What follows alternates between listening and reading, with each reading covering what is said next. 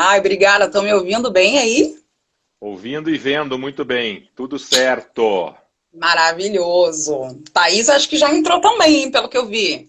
Estou aqui confirmando a entrada dela. Luiz Roberto já está conosco, começando a nossa gravação. Essa nossa live fica gravada no YouTube do Arnes de Oliveira e Andreasa. Também fica gravada aqui no IGTV do Instagram. Obrigado pela presença de todos vocês. Salve, Fábio Simão. E quero dar as boas-vindas especiais para duas convidadas especialíssimas que estão comigo aqui, a Nana Ribas e a Thaís Machinski, que propuseram um tema que é do meu interesse, que é do meu assim, sentimento da necessidade de tratarmos desse tema, que é o encarceramento feminino e as medidas de segurança. Então, quero dizer, Nana e Thaís, muito obrigado pela presença de vocês, sejam super bem-vindas. Boa tarde, Obrigada. doutores. É um prazer estar aqui com vocês e falando desse tema que é tão invisível e tão importante. Essa é a palavra mesmo, é tão invisível e tão importante. Nana, começa com uma apresentação tua, para as pessoas Então, saberem quem você é, o que você faz. E aí, em seguida, a tá, gente faz a Thaís se apresenta e daí a gente entra no nosso super tema. claro. Então, eu me chamo Nana Ribas, eu sou coordenadora e fundadora do Grupo Antônia. Ele, a princípio, surgiu só com acadêmicos de direito, fazendo palestras, enfim. O grupo surgiu, na verdade, ele tinha um outro nome, né? Enfim, era uma outra equipe, e a gente acabou tendo algumas situações e eu acabei alterando o nome, mudei a equipe toda e tal, porque, enfim. E o Antônia, com esse nome, acho que a gente já está aí com uns 2 anos, um pouco mais de 2 anos. E aí agora, do ano passado para cá, eu coloquei alguns advogados no grupo, porque apareceu uma demanda que a gente precisava ter alguns advogados no grupo para atender, né, essa demanda. E aí, antes a gente fazia só palestras, pesquisa, tanto que eu vou falar um pouco dessa experiência da pesquisa que a gente fez em 2019. E aí a Thaís entrou, né? A Thaís é lá de Ponta Grossa e tal, ela é indicação de um membro do grupo. E ela super ajuda a gente tem algumas demandas agora, a gente está prestando assistência jurídica aí para quem realmente necessita, né, pro bono e tal, então são casos muito específicos, assim, e a gente está aí, então, correndo, suando, aí a questão do meu profissional mesmo, de trabalho, enfim, eu prefiro deixar para lá, falar só do Antônia mesmo, do trabalho que a gente faz, que é o que a gente vai puxar aqui hoje, pode ser? Excelente. E o Grupo Antônio é todo voluntário, Nana? Todos, ninguém recebe absolutamente nada. A gente volta e meia faz algumas arrecadações e tal, quando a gente pede, quando pedem pra gente situações muito pontuais, porque como é um grupo muito pequeno, a gente tem mais ou menos entre 20 e 25 pessoas, entre acadêmicos e advogados. Então a gente não consegue movimentar muita coisa. E até porque, né, nessa vida corrida, pandemia, que o pessoal tá achando que sei lá, curso de produtividade, concurso, né, de produtividade, enfim. Então, Verdade. né, acha que trabalhar em casa é trabalhar, sei lá, em regime de plantão, de repente, enfim. Mas, e aí a gente ajuda, faz algumas doações, né, principalmente para as egressas do sistema prisional. A gente enviou agora na última doação que a gente fez, eu solicitei que eles enviassem material lá que a gente doou para as medidas de segurança aqui, que é super importante, depois a gente vai falar sobre isso. Então, é isso. Agora eu vou Legal. deixar a Thaís maravilhosa. Parabéns, parabéns pelo teu trabalho aí no Grupo Antônio, de todos que te ajudam e dão esse suporte. E a Thaís é uma dessas pessoas, não é, Thaís? Você que é advogada em Ponta Grossa, conta um pouquinho da tua trajetória, da tua apresentação, para as pessoas conhecerem você, porque é muito legal as pessoas terem essa noção de como cada um chegou até aqui, o momento que está vivendo a fase profissional, como é que as coisas estão. Então, eu fiz faculdade na UEPG, aqui na Universidade Estadual de Ponta Grossa. Me formei em fevereiro do ano passado, no início da pandemia, uma semana antes de começar. E então, no fim do ano, abri meu escritório. Eu faço especialização em Direito Penal e Criminologia. Agora, esse mês, é para eu terminar. E eu também sou secretária-geral da Comissão de Direitos Humanos aqui de Ponta Grossa, da OAB Da OAB. daqui. Legal. Isso, da OAB aqui de Ponta Grossa. E eu acabei conhecendo o Grupo Antônia através de um amigo em comum. Adorei o projeto, a iniciativa da Nana, tanto em ajudar e até tomar a dor dos outros para ela. E acabamos nos unindo e, nossa, temos um projeto incrível aí, a gente ajuda bastante pessoa mesmo. Tem muita demanda, muita pessoa precisando de assistência jurídica, então é um projeto bem bacana. E começando aqui pelo Grupo Antônia, Thaís, o que vocês, advogados, fazem exatamente no Grupo Antônia? Vocês fazem a defesa ou dão um suporte que não é necessariamente jurídico? Qual que é a parte que os advogados fazem lá no Grupo Antônia? Então, é nesses dois sentidos. Tanto no processual mesmo, ou até em casos de execução, que é a nossa maior demanda, de revisão, de ver o atestado de pena, analisar essa situação do preso, para ver se ele tem direito a algum benefício, enfim, até prestar essa assistência para a família, que também não tem conhecimento jurídico e não tem contato com o preso nem nada. Então, a gente acaba dando esse suporte. Mas também solicitaram para a gente para fazer alguns mutirões, né? Agora, que é fazer a análise dos casos mais de perto. Então, a gente presta tanto esse serviço jurídico mesmo, atuando no processo, quanto esse extrajudicial aí, que apoiando a família e até vendo ali o que cabe naquele caso em específico. E a tua atuação só em Ponta Grossa ou acaba atendendo uma série de cidades? Principalmente agora, que é tudo online, acaba aparecendo demanda de fora. Até ontem fiz uma audiência que era do Rio Grande do Sul. Até brinquei que queria que fosse presencial para eu precisar ir para lá. Mas por conta da pandemia é tudo online, então acaba aparecendo bastante caso de fora, de Curitiba também, até por atuação do Antônia ser mais em Curitiba, acabo pegando bastante caso de lá também. E, Nana, quantos advogados nós temos no Grupo Antônia e qual que é a organização do grupo? E está aberto para quem quiser participar? Você está precisando de ajuda? Faz a propaganda aí do Grupo Antônia, do funcionamento e tudo, que vale a pena, me interessa demais por isso. Claro, a gente sempre está aberto, assim, para ajudar os outros a gente sempre precisa, sabe? Eu costumo dizer que eu peço para os outros, mas eu nunca peço para mim as coisas. Não consigo pedir para mim, eu sempre peço para os outros. E a gente até agora, não lembro qual foi a situação que eu... acho que foi da nossa live que eu divulguei. Não, eu não lembro a situação que eu divulguei em um grupo dos advogados, o Antônia, e uma advogada se interessou, e ela entrou até, a Cristina Tontini, ela foi a última que entrou agora há pouco, faz uns 15 dias, mais ou menos. Então, assim, sempre, quem quiser, de todos os lugares, porque a gente tem advogados de São Paulo, tem a Thaís, tem 2 advogados em São Paulo, a Thaís, tem advogados que não são membros do grupo, né, não participam ativamente, mas eles ajudam a gente, por exemplo, na demanda civil, por exemplo, sabe? A gente atende muito monitorado. Então, às vezes tem caso de divórcio, pensão alimentícia, essas coisas, dessas pessoas, dos egressos do sistema, entende? Entendi. Não são pessoas aleatórias e tal, como chegam nos escritórios, são dos monitorados geralmente.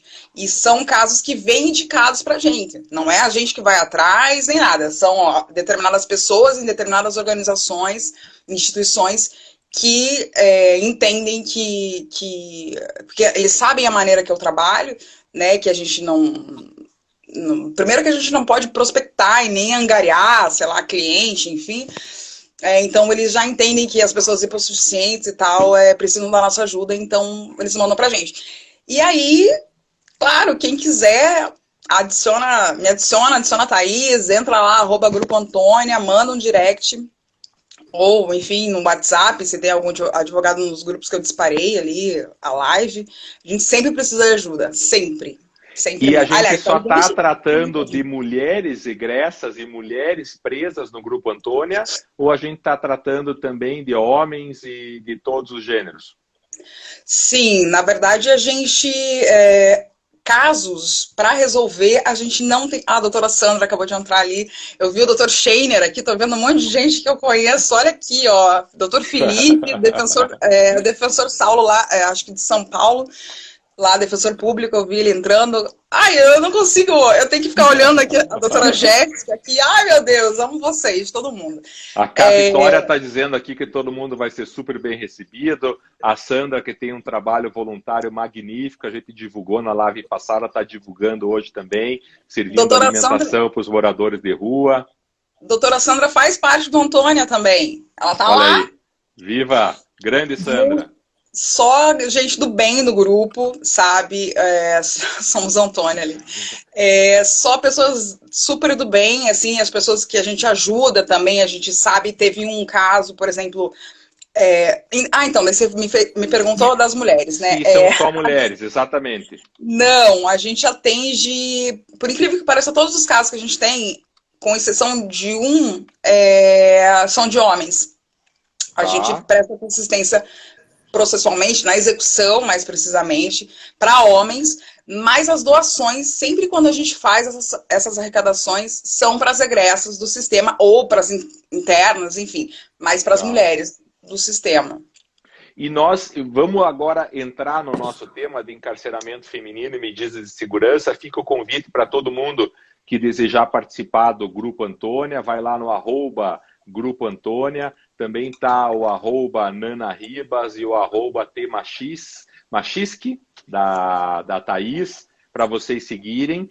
E aí a gente entra numa situação do sistema prisional, lembrando que nós tratamos aqui na live com muita gente. Isso fica disponível no IGTV, depois fica disponível no YouTube do Arnes de Oliveira Andreazzi, e muita gente que assiste não é da área jurídica. Então eu queria situar essa questão. Nós temos um super encarceramento no Brasil hoje, não temos? Como é que vocês que estão lá na ponta, tratando com os egressos, tratando com os presos, como é que está essa situação do super encarceramento no Brasil? Vai lá, Thaís, vai você. Então, porque o que aumentou muito a quantidade de mulheres encarceradas foi justamente com essa nova política de guerra às drogas. Então, aumentou significativamente o número de mulheres presas nos últimos anos.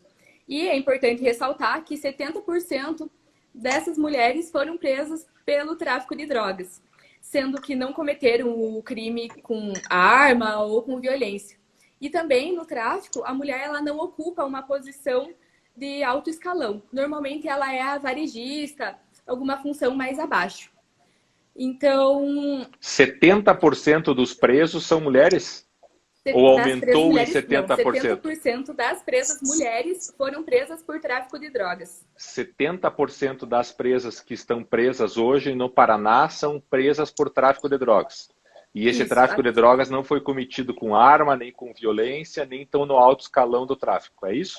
Isso, até teve uma pesquisa que eu vou citar bastante aqui para vocês, que é a doutora Júlia de Tirana. Ela fez a tese de doutorado dela, foi dentro da penitenciária feminina do Paraná, e ela levantou a grande maioria das presas eram jovens de até 29 anos, sendo 74% delas mães, 45% solteiras, que é um dado importante. Isso. Porque a Thaís está dizendo que são mães e são mães solteiras. Um dado enorme, né, Nana? Nós temos aí impressionante a quantidade de mulheres presas por tráfico, e nós todos sabemos que esse tráfico, como a gente estava dizendo, não envolve violência, nem envolve um tráfico pesado, por assim dizer, né? Geralmente elas entram por causa do marido ou do companheiro, né? Então, é muito difícil você... A Thaís caiu.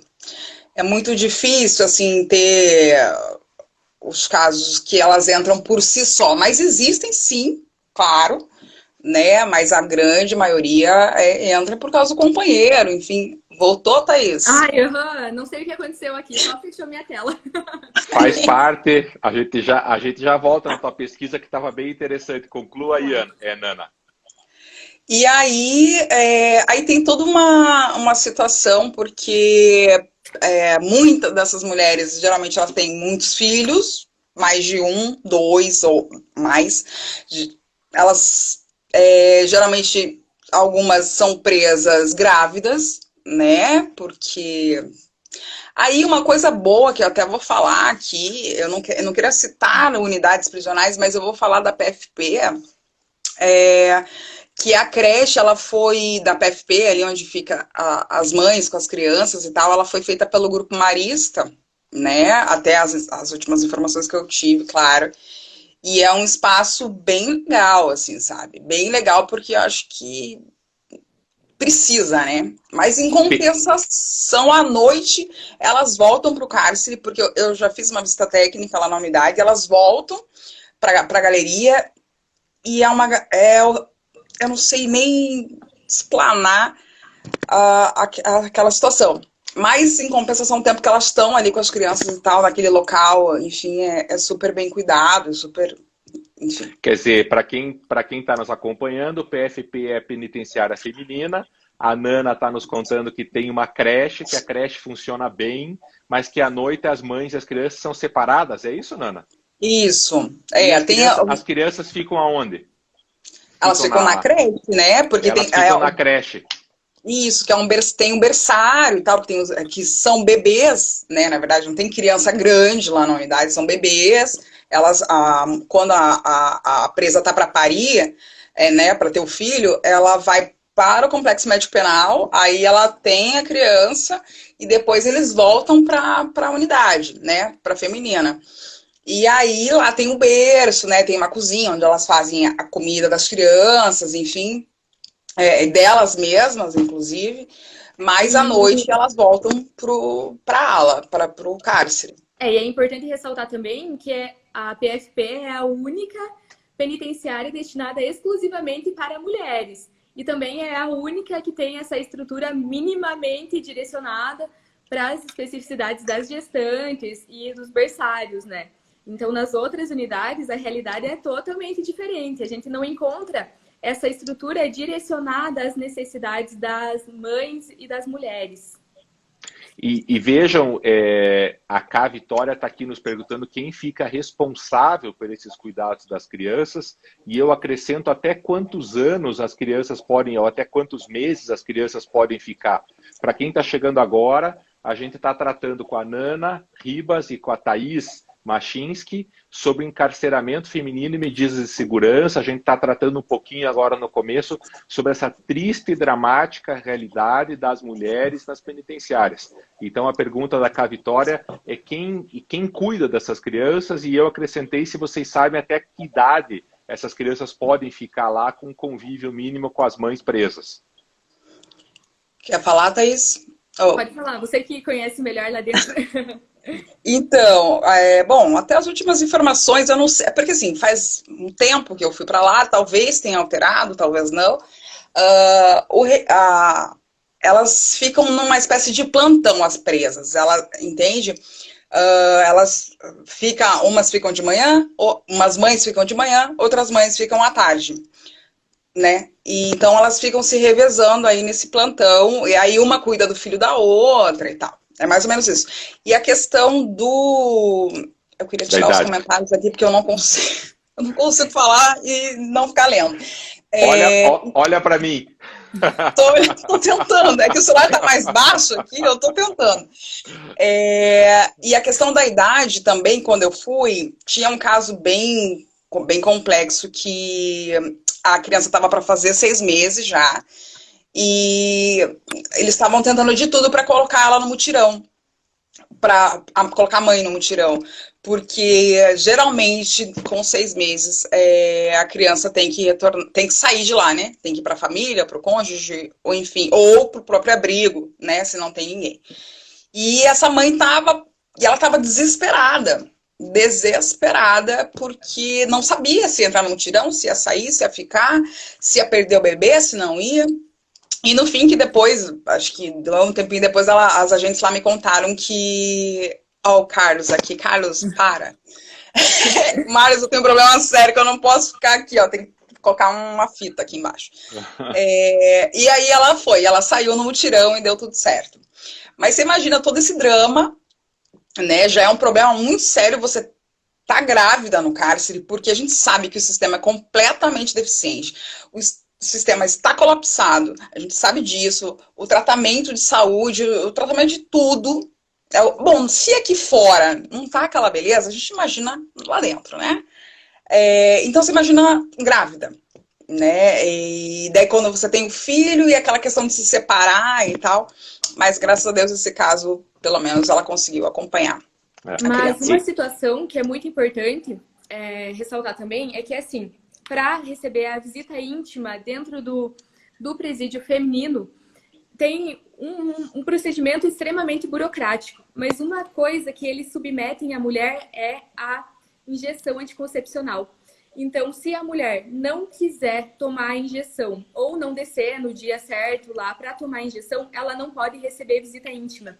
E ela também não pode aceitar outro método contraceptivo, porque daí ali eles não conseguem ter controle de quem está tomando certo, quem não está tomando. Então eles sabem, se a pessoa tomou a injeção, ela não vai engravidar. E eles querem ter esse total controle de natalidade ali dentro. O que é um absurdo, mas enfim. Né? E então, até mesmo a gente não vê isso no presídio masculino. No presídio masculino não tem nenhum tipo de controle. E além disso, mesmo quando... Porque para quem não conhece, né? Quando a pessoa quer visitar alguém no presídio...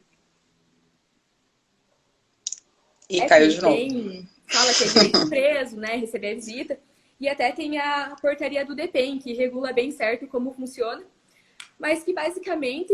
tem que juntar toda a documentação. A Thaís está contando para nós sobre a questão da revista íntima e da obrigação ou da obrigatoriedade que as presas têm de receberem um anticoncepcional através da injeção. Então, a revista íntima, para quem está nos acompanhando e não sabe, é um direito que o preso ou que a presa tem de receber o seu companheiro, a sua companheira, enfim, e as mulheres passam por um processo, a Thaís está nos relatando, obrigatório do anticoncepcional, o que não é obrigatório para os homens. Também é importante ressaltar aqui que a visita que os homens fazem às mulheres presas é uma revista, quando fazem a visita, é uma revista tradicional, por assim dizer. E a revista que as mulheres sofrem quando vão visitar os seus cônjuges, os seus filhos, seja quem for, é uma revista íntima, o que é extremamente vexatório, e para quem nos acompanha é importante que se diga isso publicamente, quer dizer, a mulher fica totalmente nua, tem que se agachar para verificar se não está carregando nada, coisa que os homens não passam. O que seria super simples de resolver para homens e para mulheres, colocando um scanner, como nós temos nos aeroportos, mas as mulheres passam por todo esse problema na entrada do presídio. Aí eu volto com você, Thaís, porque eu estava dizendo aqui que você estava justamente falando das visitas íntimas. Pode recomeçar, começa essa parte do começo, que é uma parte interessante para quem está acompanhando. Aqui para mim, não é possível. Normal, não se preocupe, porque a gente tem feito aí já há 1 ano e tanto as lives e as rodas de conversa, e a nossa internet está no mundo todo super sobrecarregada, não se preocupe, quantas vezes você cair, vai entrando de novo, a gente vai retomando. Que bom, obrigada. Então, aí depois que manda toda essa documentação, tem que também mandar uma declaração de convivência. Ou seja, tem que ter a certidão de casamento ou a declaração de união estável. E depois de toda essa documentação, é enviada então para o setor de serviço social. Então, assim, se a mulher não é casada, igual ali nos dados que eu tinha falado anteriormente, 45% das mulheres são solteiras, ela não pode receber a visita íntima. Aí, quando vai toda essa documentação para o setor de serviço social, é basicamente só para dizer se esse relacionamento existe ou não. E daí emite um parecer que é encaminhado para a direção da penitenciária. E daí essa direção vai emitir um novo parecer e a credencial. Só que não para por aí a burocracia, porque além de tudo isso, tem que passar também pelo setor de saúde. Então, quando o companheiro já tem essa credencial, ele ainda tem que fazer um exame para saber se ele tem alguma infecção ou alguma doença sexualmente transmissível. Caso ele tenha, ele não pode realizar essa visita íntima, coisa que nós não vemos também no presídio masculino. É só no feminino que tem toda essa burocracia. E também fala-se muito no abandono, porque quando a mulher é presa, o companheiro ou a companheira acabam abandonando ela lá. Mas, além de ter passado por todo esse processo burocrático, exame de saúde e tudo mais, ainda no dia que é autorizado para ele ir até lá, ele ou ela, né, ir até lá, tem que pegar senha, ficar na fila, tem que passar por essa vistoria que você mesmo falou, que é totalmente vexatória, e tem ainda uma vistoria não, como que é o nome? Uma verificação de vestimenta. É um absurdo tão grande. E aí, sim, ele consegue entrar no estabelecimento lá prisional. Que também, para quem não conhece, ali na penitenciária feminina, tem que atravessar o pátio inteiro. E do lado do almoxerifado, tem essa sala ali da visita íntima. E fora fica uma agente penitenciária cuidando do horário. Então, quem que se submeteria a toda essa burocracia para fazer um sexo num lugar feio, sujo, com um monitoramento ali em 1 hora, né? Porque tem o horário ali. E isso depois de ter acordado cedo, ter ficado em filas ali fora. Então é um absurdo sem fim e que acaba gerando realmente esse abandono. E o que parece pra gente é que realmente o Estado não quer que essa mulher presa tenha qualquer tipo de prazer. Então tudo que vai dar um mínimo prazer para ela, seja ele sexual, igual eu tô falando aqui, ele é cortado e dificultado. E esse é um dado, esses dados que a Thaís está trazendo e que a Nana estão apresentando são, assim, chocantes.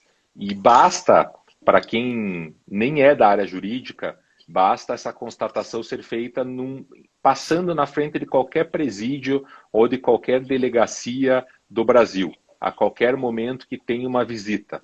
Você vai encontrar uma fila de visitas enorme e se não for 100%, vai ser 99% das pessoas que estão indo visitar são mulheres. São as mães, são as esposas, são as filhas, são as namoradas, enfim, são mulheres. Por quê?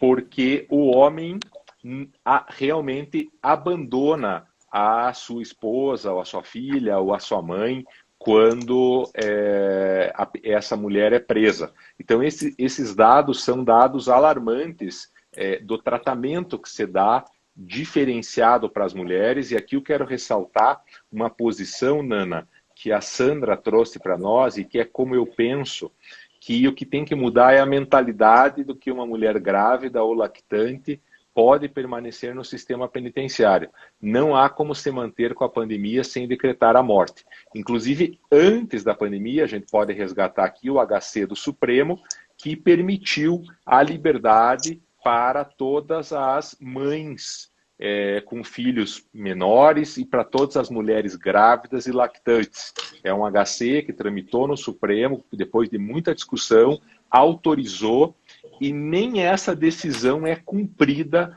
pelos juízes de primeiro grau, tanto que nós vemos casos em que o Supremo tem que decidir de novo, e muitas vezes o Supremo também passa por uma decisão vexatória de não reafirmar a sua jurisprudência, ou seja, o Supremo manda soltar, o juiz de primeiro grau não solta, os advogados recorrem, quando chega no Supremo, o Supremo diz, o juiz de primeiro grau é que tem que decidir, como se o Supremo já não tivesse decidido. Então, esses dados que a Nana e a Thaís estão trazendo são dados assustadores, porque o presídio já é desumano, o nosso sistema penitenciário é desumano, e nós aqui, vendo as mulheres, estamos vendo que é uma situação ainda pior. E aí, Nana, entrando na questão, como é que é essa questão das medidas de segurança, entrando nessa parte, o que vocês têm feito, como que vocês enxergam isso? Esse HC do Supremo tem tido efeito? Como é que você agrega aqui?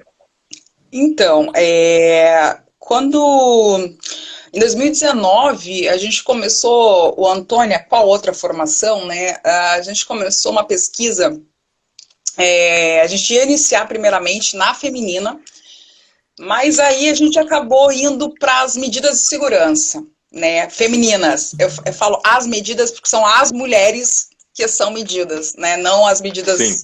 detentiva e restritiva, enfim. E aí foi quando eu fiz uma visita técnica lá na unidade, e eu confesso assim que as primeiras 3 vezes, acredito eu, que eu visitei unidades prisionais, eu passei muito mal quando eu saí de lá. E lá onde tem aqui, né, próximo de Curitiba, onde ficam as medidas de segurança, eu vou falar das 2 medidas, né, dos homens. A primeira e a segunda galeria, Marlos, eu vou te ser muito sincera, foi o pior lugar que eu já entrei na minha vida. E olha que eu já frequentei lugar ruim, viu? E o pior lugar. Ainda as medidas, as femininas, né, não é tão ruim. E aí a gente começou a aplicar essa pesquisa nas medidas de segurança e eu comecei a ter contato mesmo com elas, né, conhecer um pouco mais dessas pessoas. Na época tinham, acredito que entre 30 e 40 medidas lá na ala feminina. A gente conversou com algumas, eu não consegui terminar, porque daí veio a pandemia, veio a troca do grupo, enfim, a gente não conseguiu ainda terminar esse trabalho. E aí, assim, eu descobri que de todas essas medidas, aqui estão perguntando quem é a diretora da feminina, até onde eu sei é a Alessandra ainda, tá? Não sei se ela saiu, mas acredito que seja ela. Aí lá, as medidas têm o seguinte, a diferença, a gente estava falando que as presas femininas, grande parte está lá por causa do tráfico, né? E as Eu quero voltar nessa pesquisa, hein, Thaís? Não podemos esquecer. Anota aí. Só que as medidas de segurança, elas estão lá porque elas cometeram crimes contra a família, geralmente. Contra filho, contra o marido, contra a mãe, pai, enfim. Crimes violentos, né? Porque, para quem não sabe, vamos falar, as medidas de segurança, elas não cumprem uma pena como um preso comum, elas cumprem uma sanção. Na verdade, é para ser, na teoria, né, uma sanção, um tratamento psiquiátrico ou tratamento ambulatorial. São pessoas que são consideradas inimputáveis, que elas têm algum tipo de transtorno, transtorno contínuo, assim, que não tem cura, ou são semi-imputáveis, que são aquelas que surtaram no momento do crime, enfim. Então, são pessoas que precisam de tratamento psiquiátrico e ambulatorial. Tendo isso, então, dito, então essas pessoas, elas cometeram crimes contra pessoas da sua família, em sua grande maioria, e todas essas que eu falei na época, nenhuma medida recebia visita e nenhuma recebia sacola. Para não mentir, tinha uma que recebia uma sacola uma vez ao ano. Então, elas não recebiam nada. Não recebem nada, não recebem ninguém. E é isso, elas são simplesmente jogadas para baixo do tapete, porque elas não têm um tempo para sair de lá, elas só saem de lá se elas receberem alta médica, o que, se não há um tratamento, não há como você receber alta, concorda comigo? Se você não se trata, você nunca vai receber alta. Lógico. Eu tenho até um caso que chegou até mim esses tempos atrás, de não muito tempo atrás, lá da mesma unidade, de um medida, homem, de um medida que estava há mais de 40 anos no sistema. E é isso. Barbaridade. Aí as pessoas falam, mas fica, que nem eu vi, mas fica no máximo 3 anos, não sei o que. Mentira, não fica.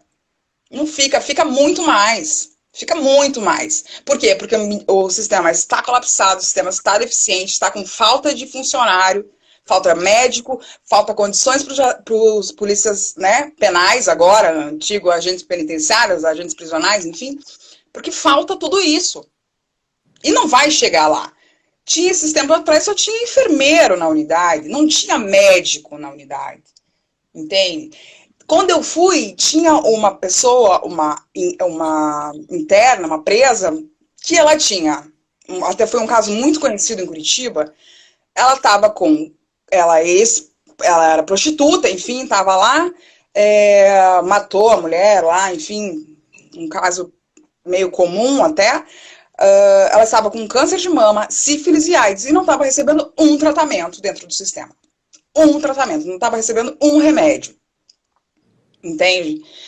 Então, é essa diferença ainda das presas comuns, né? Tráfico, homicídio, enfim, faccionadas, né? Da unidade feminina, para as medidas de segurança. Elas simplesmente são jogadas lá ao Deus dará. E é isso. Então, e tem um... pode concluir, pode falar. Não, daí eu ia falar de um outro caso, inclusive, quando eu fui, tinha uma presa, uma medida que ela não podia, das vezes que eu fui lá, estava um clima bem nublado e tal, comum, né, em Curitiba e região, todas as presas da unidade, da ala, estavam tomando banho de sol, entre aspas, e aquela presa não estava. Ela fica numa cela isolada, porque, segundo as informações, ela não se dá com outras pessoas, então ela tem que ficar isolada, e ela não vai tomar esse banho de sol, porque eles não vão tirar ela, só ela, para tomar aquele banho de sol. Então ela fica lá. E tudo bem, e tá tudo certo. E ela não tem visita. Geralmente, as pessoas que estão na parte de execução penal, já cumprindo sua pena ou sua sanção, geralmente caem na Defensoria Pública, certo? Que está abarrotada de coisas. E, assim, não tem tempo de individualizar o atendimento, e isso é notório. Entende? Aí as pessoas chegam na Antônia, não tem tempo de individualizar isso e vai passando, e os direitos humanos, eu não vou nem falar dessa parte porque é capaz de eu levar algum... Não vou nem falar sobre isso. Mas os direitos humanos, a Constituição é rasgada, ninguém tá nem aí, princípio da dignidade da pessoa humana nunca se ouviu falar lá dentro. E também a família não tem conhecimento do que está acontecendo com a presa. Quando ela está nesse ambiente, acha que está tendo os direitos resguardados, e também o processo não tem nada ali de como está sendo a condição dela naquele cumprimento ali. Então, a unidade prisional não avisa ninguém, então fica essa falta de informação mesmo. Aí, quando a gente tem conhecimento, não tem muito o que se possa fazer também. Porque nesses casos, seria, nossa, é importantíssimo uma prisão domiciliar, tornozeleira, alguma coisa assim, tem várias opções. Mas não, é totalmente abandonado ali, né?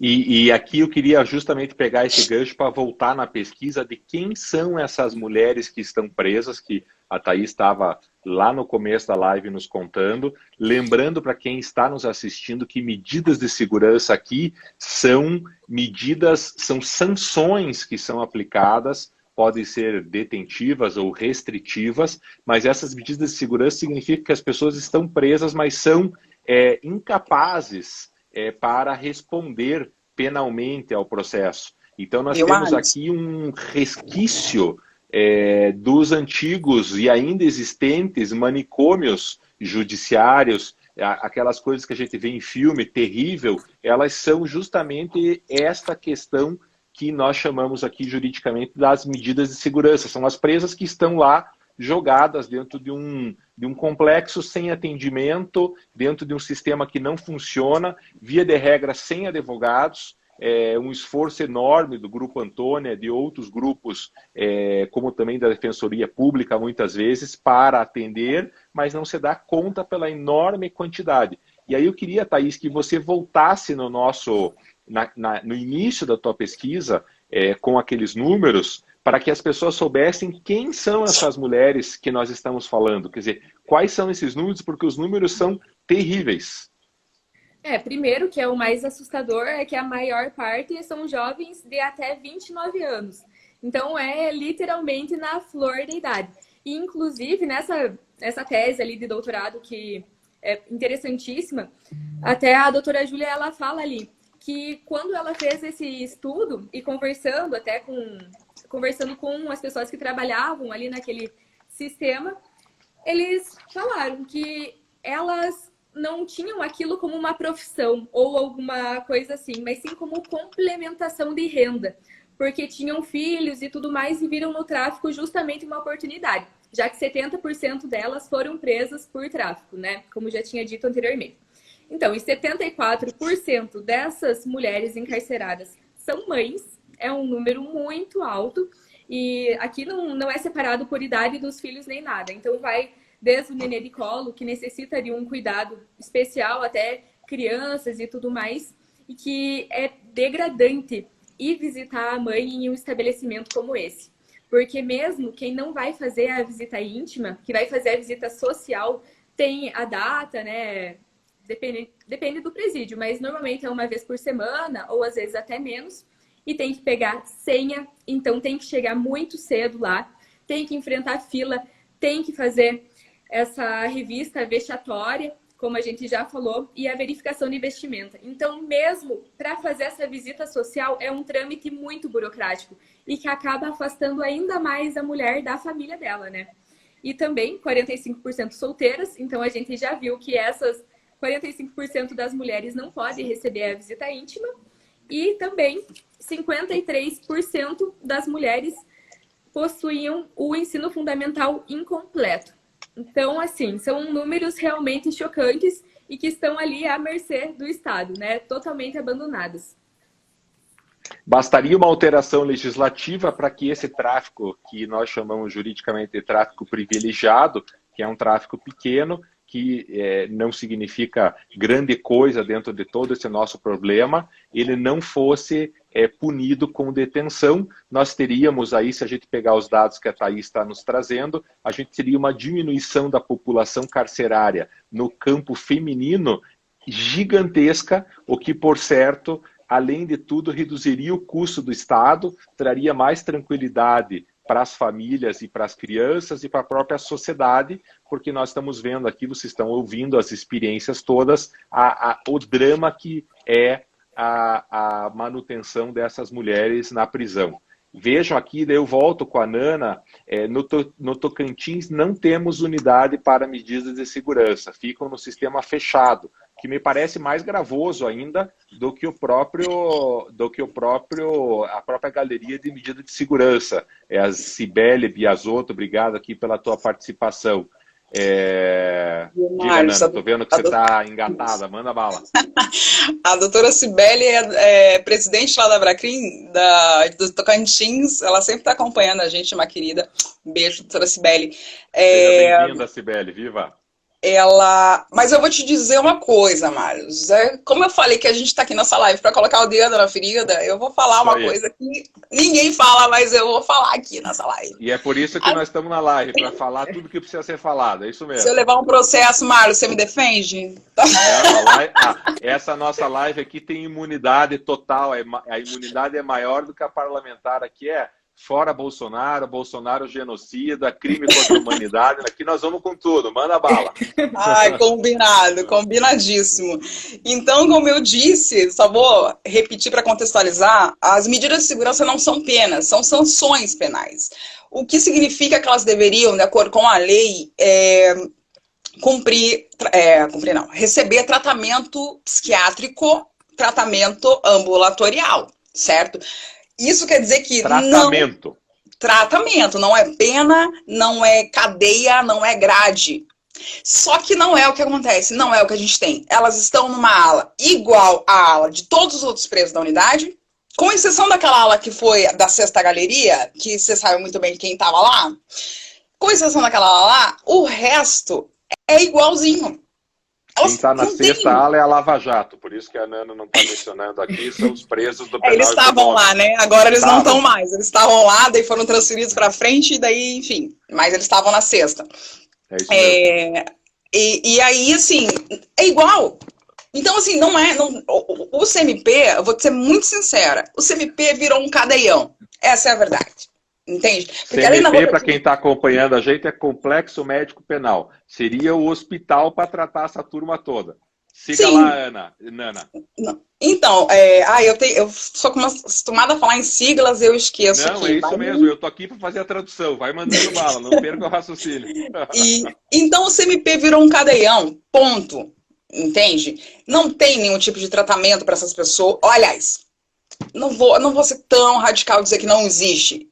Existe, mas é muito falho. É muito deficiente. Não só para elas, como para todos os que estão lá dentro, mas principalmente para elas. Né, para as medidas de segurança. E é um absurdo também que faltem profissionais, como falta médico, falta enfermeiro, falta acompanhamento em um lugar que é destinado justamente para esse acompanhamento médico. Então é uma situação degradante. Até volta e meia vazam alguns vídeos lá de dentro e a situação é chocante. Porque eles não têm o mínimo, não tem nem saneamento básico lá dentro. É sujo, é feio. Então não tem material. Nossa, é realmente abandonado lá. E também não tem uma expectativa de melhora, porque virou um caos total que agora já demanda muito mais coisas e muito mais suprimentos para conseguir melhorar a situação deles, né? E ainda voltando para o lado da mulher mesmo, a mulher presa é vista como anormal, como a pior das espécies. Até eu estava vendo um estudo esses tempos que eles falam que a mulher que é presa, ela é menos mãe.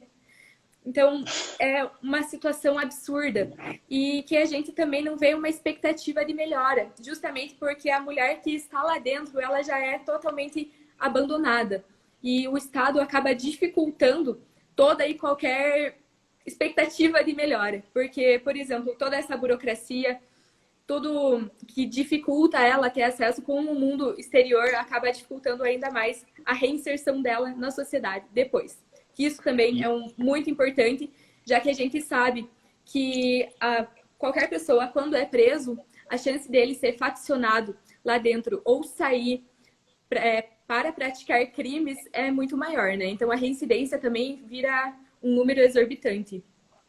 E nessa questão, Thaís, que você mencionou, e não é o assunto da nossa live, mas queria saber se vocês têm essa experiência, as facções também dominam o presídio feminino? Vocês têm essa experiência? Quer dizer, nós estamos lá com o PCC comandando? Sim. Sim. Hipócritas dizem que não, mas eu digo que sim. Porque as próprias autoridades não admitem publicamente, mas no particular a gente sabe que o PCC, com todos os problemas que ele apresenta, ele age como um organizador interno do presídio. Eu diria, exagerando um pouco, que se não fosse o PCC organizando, as rebeliões já teriam estourado todo o sistema. Mas o PCC surgiu, e aí tem toda a história, isso é tema de outra conversa, mas o PCC surge para fazer uma defesa dos presos sobre essa questão do Estado massacrando os presos. Eles organizam isso e de uma forma que é possível conviver dentro desse inferno que a Nana e a Thaís estão nos relatando. E no campo das mulheres também, as mulheres estão dentro das facções? Sim, sem dúvida. É exatamente isso que acaba acontecendo, né? Ela é presa por um crime que não cometeu violência, não estava portando armas, estava com uma pequena quantidade de droga, já que a função dela é normalmente varejista. Então ela é inserida ali naquela penitenciária e acaba tendo contato com facções e tudo mais e pronto, né? Acabou a vida dela basicamente, porque quando ela sair, ela não tem nenhuma expectativa de viver fora do crime, porque pronto, já foi faccionada ali dentro. Então o caos é muito maior do que, por exemplo, se essa mulher e mãe estivessem em prisão domiciliar, então, para não falar de muito abolicionista aqui, então podia estar com um tornozeleira em casa que fosse, ou uma prisão domiciliar mesmo, já estaria num ambiente muito melhor para evitar essa prática futura de crime, né? E o cenário da Covid nesse momento? Quer dizer, nós estamos aí desde março do ano passado com esse cenário pandêmico. Nós tivemos nos presos de penal econômico, Lava Jato e outras operações, uma série de presos que foram liberados para a prisão domiciliar por conta da Covid, não muitos, mas alguns. Vamos chamar assim, nessa realidade que a gente está tratando aqui, teve muita gente que foi liberada, está todo mundo preso e os presídios estão todos... Como é que vocês estão vendo isso lá? Mete a boca, Nana. Manda bala. Quando você quer queima. Tô levantando a bola aqui para você falar. Meu Deus do céu. Então vamos lá, né? Então, quando saiu a resolução 62 do CNJ, até o pessoal estava um pouco perdido, os juízes começaram um pouco a soltar e tal. Mas não durou muito tempo, como sabemos, né? Aí, hoje, inclusive, recebemos ali num grupo do WhatsApp de advogados um áudio dizendo, né, de uma pessoa, eu acho que ela tinha saído da unidade, enfim, eu estava com alguém, tá com alguém dentro da unidade, enfim, que existem ainda muitos presos e presas com Covid. Tá? A gente teve um tempo atrás, a gente teve um surto em algumas unidades e tal, todo aquele desespero, que não sabia o que acontecia e tal. Mas aparentemente nada foi feito, não é mesmo? Aparentemente tudo continua a mesma coisa, as pessoas continuam doentes, e não só com Covid, mas com tuberculose, com sarna. A doutora Sandra sabe muito bem, teve uma situação até, acho que na delegacia de Colombo, um pouco tempo atrás. Então, assim, nada de novo sob o sol, Marlos. Até onde eu acompanho. Quem acaba levando o Covid para dentro da unidade não é ninguém de fora, mas sim os próprios agentes, né? Então, é uma situação absurda. Teve várias e várias mortes também já ali dentro. E também, como não tem um controle das pessoas, é muita gente em uma galeria, realmente, um pegou ali, todos acabam pegando. E também não tem nada de... Não adianta álcool gel, não adianta nenhuma medida que a gente use aqui fora. Porque lá tá todo mundo amontoado, não tem o mínimo de higiene, então você não consegue conter essa proliferação. Ali, nossa, a situação é caótica. Não tem distanciamento social, né, minha gente? A gente tá com superlotação dentro do sistema, né? Onde tem uma cela que cabe 6 e tem 12, que você tem que fazer revezamento para dormir, que você tem que fazer revezamento para tudo, para tomar um ar na porta da cela, enfim... Não tem distanciamento social. E se não tem distanciamento, não tem como evitar, né, a propagação do vírus. Seja ou de outras doenças, enfim, não só da Covid. Né? Mas o governo está preocupado? Não sabemos, não é mesmo? Enfim, é isso. E também já tem um monte de fatores pré-resistentes, né? Que é igual a alimentação deles é muito ruim, a saúde já está muito ruim, imunidade baixa. Então... qualquer doença ali para eles acaba tendo uma consequência muito pior, porque a saúde deles já está muito ruim. E é o que a gente está vendo agora com o Covid, até com várias e várias mortes dentro do presídio, e que a gente nem fica sabendo aqui fora. Sandra, enquanto eu vou falar o teu comentário aqui, escreva a tua arroba para as pessoas te seguirem. A Sandra está relatando aqui para nós que... vai justamente de acordo com o que a Nana e a Thaís estão ponderando. A penitenciária feminina está totalmente tomada pela Covid, as agentes e presas, as presas inclusive em estado grave, os juízes dizem que elas estão mais protegidas lá dentro, tem uma série de decisões nesse sentido, terríveis as decisões, e tem várias e muitas nesse sentido, e que os juízes também afirmam que se a população corre risco de ser contaminada aqui fora, por que elas não podem correr o risco lá dentro? Parece chocante, mas está escrito, eu já li. Então, a Sandra vai escrever aqui embaixo o arroba dela, porque toda sexta-feira a Sandra coordena um grupo de voluntários, anjos noturnos, que faz distribuição de centenas e centenas de marmitex para os moradores de rua. Lá no Instagram dela, salvo engano, arroba Sandra R. Silveira, mas ela vai escrever aqui, tem o Pix e etc. A partir de R$20, faça a sua doação, faz toda a diferença, ajuda muito. Parabéns pelo teu trabalho, Sandra. Nana e Thaís, nós podemos continuar mais horas falando sobre isso. Vai ser a primeira, não foi a primeira, mas uma grande live sobre o tema, e vão ter outras, nós vamos voltar.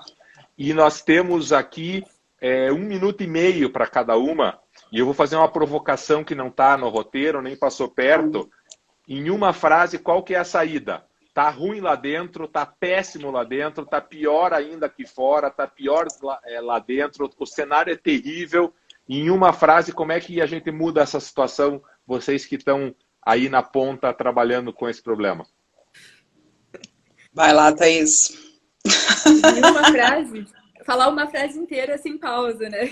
Mas... Não, tem 1 minuto. No cenário que a gente se encontra agora, como uma medida paliativa mesmo, que não ia surtir um grande resultado, mas que já abafaria um pouco a situação que se encontra, eu vejo a prisão domiciliar mesmo, para a mulher ficar perto da família dela, estar longe das facções e tudo mais, e também estar mais protegida do Covid. Então, no momento que a gente se encontra, eu acredito que essa seja a solução mais rápida. Aí eu vou dizer, então, firmar que cadeia, presídio superlotado só serve para facção criminosa. Não serve, não é bom para governo, não é bom para advogado, não é bom para preso, não é bom para ninguém. Somente para facção criminosa. Então, e não resolve nada. E não resolve nada. Então é o seguinte, é mais fácil, de repente, o governo ou, né, organizações pensarem que quando eles gastam 150 a 200 reais por mês numa tornozeleira, eles pagam entre 2.000 e 4.000 para manter um preso lá dentro. Então, se eles querem economizar, de repente a gente pode pensar aí no bolso, né? Porque é o que mais importa, de repente. Então, aí, ó, tá a minha sugestão. Eu quero agradecer demais a Nana Ribas. Sigam lá, @NanaRibas. Quero agradecer demais a Thaís Machinsky. É assim que fala o sobrenome mesmo, Thaís? Eu errei todas as vezes. É Machinsky. Machinsky. Machinsky, com C-H-I-N-S. Isso, então sigam a sigam lá a Thaís, @tmachinsky. Desculpe as vezes que eu errei aqui, Thaís. Imagina. Foi um prazer enorme receber vocês duas. Eu quero voltar ao tema. Sigam, além das duas, também o grupo @Grupo Antônia. Acompanhem o Reprise, se vocês gostaram, aqui no IGTV do Instagram.